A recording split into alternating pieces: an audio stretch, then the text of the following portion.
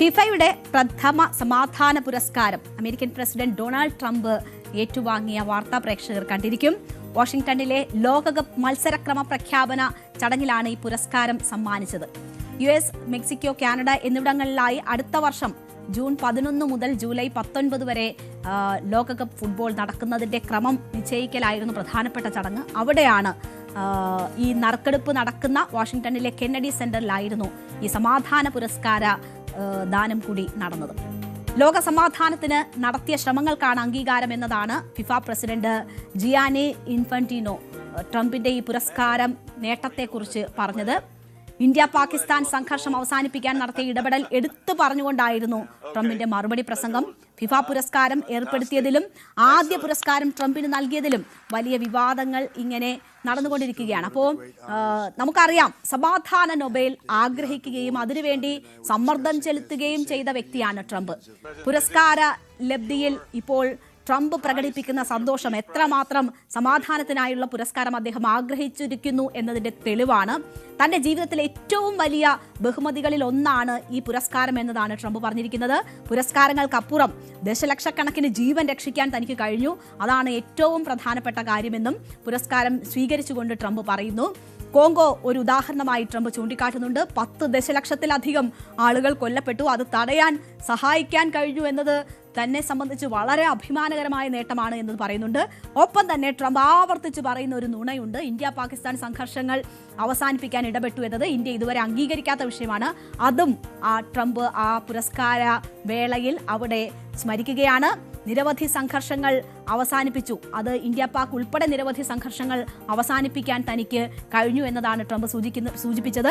പല സംഘർഷങ്ങളും ആരംഭിക്കുന്നതിന് മുമ്പ് തന്നെ അവസാനിപ്പിക്കാൻ സാധിച്ചു എന്നതും നേട്ടമായി ട്രംപ് ചൂണ്ടിക്കാട്ടുന്നു. This is your peace prize.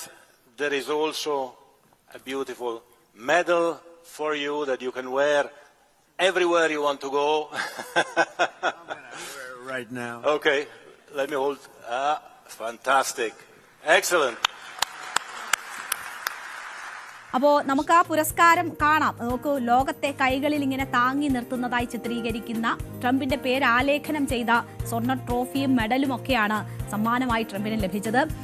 അസാധാരണവും അവിസ്മരണീയവുമായ സമാധാനപരമായ പ്രവർത്തനങ്ങൾ നടത്തുന്നവർക്കാണ് ഫിഫയുടെ ഈ സമാധാന സമ്മാനം നൽകുന്നതെന്ന് ഇൻഫന്റിനോ കൂട്ടിച്ചേർത്തു. ലോകമെമ്പാടും സമാധാനത്തിനായി അമേരിക്കൻ പ്രസിഡന്റ് സ്വീകരിച്ച ശക്തവും ദൃഢവുമായ നടപടികളാണ് പുരസ്കാരത്തിന് അർഹനാക്കിയത് അദ്ദേഹത്തെ എന്നും ഫിഫ പ്രസിഡന്റ് പറയുന്നു.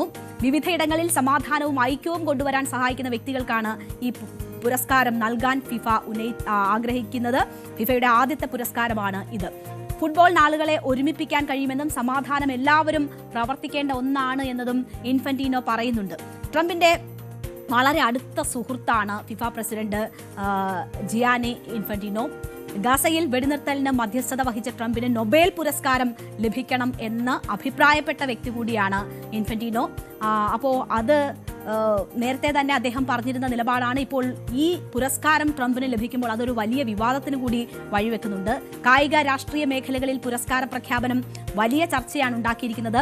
5 ബില്യണിലധികം ഫുട്ബോൾ ആരാധകരുടെ പേരിലാണ് ഈ തീരുമാനമെടുത്തതെന്നാണ് ഫിഫ ഊന്നി പറയുന്നത്. എന്നാൽ ആഗോള ഫുട്ബോൾ മത്സരങ്ങളെ ഇങ്ങനെ രാഷ്ട്രീയവുമായി ബന്ധിപ്പിക്കുന്നതിനെ വലിയ വിമർശനം ഉയരുകയാണ്.